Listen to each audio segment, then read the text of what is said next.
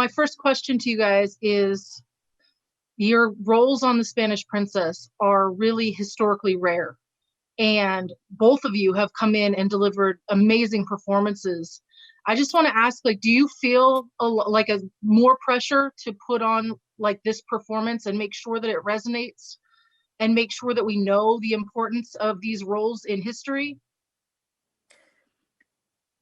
I don't feel pressure. I feel a sense of pride that, I've been given the opportunity to be able to portray two incredible characters, two incredible people that we actually don't know that much about. So um, more than anything, I wouldn't call it a pressure, but I just feel like I really need to give this role justice. I need to give her memory the respect that it deserves. And it feels it's an honor to be able to portray such an incredible woman, personally. Yeah. I can just echo the same things, really. I think I'm just very proud to be able to portray this character, and I want to do the name of Oviedo justice. If people don't know much about him, which most of us won't, because there's only a very small bit of information historically about him, I want to make sure that I can bring the best of who he could have been to the TV show. So there's no pressure, but I do want to kind of do him proud, whoever he may have been. Well, you did. You've done a great job. How did you prepare for such an unusual and such a huge role in this series? Like, how did you get ready for this? Research, speaking to friends from Spain, researching around the military in Spain, researching around the time period too, using a bit of imagination, because there's only so much information written about our characters. For me, it's just says that I'm married to Lina de Cardones, and then just building from there about history and what's happening in that particular moment in time. Mm-hmm. Yeah, and I also think, this in part two, we tackle themes to do with motherhood and things like that. So it was really refreshing to be able to have sort of open and honest conversations with people who have gone through different phases of motherhood, whether it is, the pregnancy that itself, or trying to conceive, or going through a miscarriage.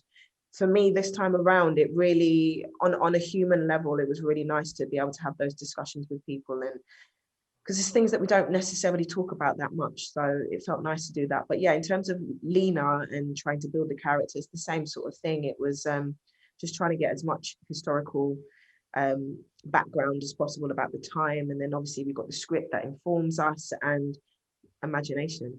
It's great to be able to use the imagination. Right. Now, going into part two, it looks like you guys your story is going to get even more time and more attention. What are we going to learn about Lina and Oviedo in part two that we don't necessarily know or see in part one? I would say with couples goals, we're like we're such a good couple in the show.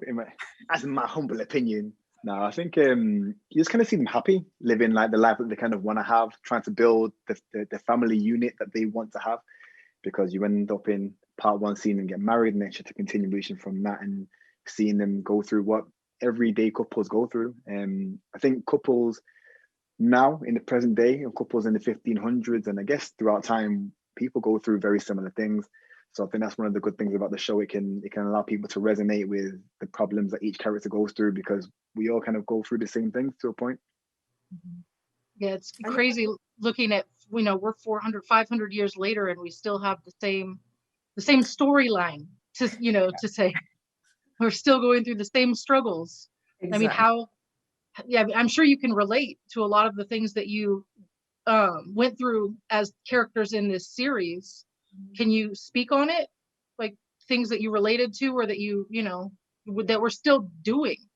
I mean, in relation to Lina, I think with her and Oviedo, which I think is the reason why they get on so well as a couple, is their quest and their goal is just peace. They just want peace. And I think that resonates with everybody. Everybody in this life wants peace. We don't want drama. We just want to, you know, go to work, come home, be with family, enjoy the sunshine, you know, have some ice cream. We just want simple things in life.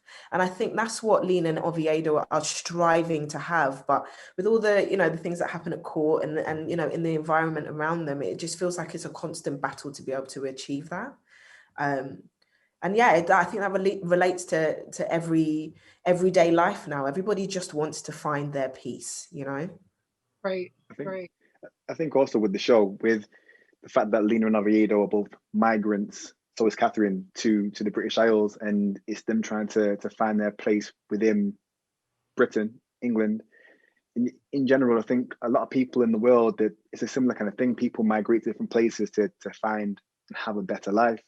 But I think sometimes it's not always painted in that picture. So it's nice to see and refreshing to see a TV show showing people that when you migrate, a lot of the time it's just to improve your life and to help with that society that you've moved into. So I think a lot of things in the show, a lot of the themes that I've talked about are reflections on kind of how the world is and how we are and how we can change and develop and maybe make things better for the future.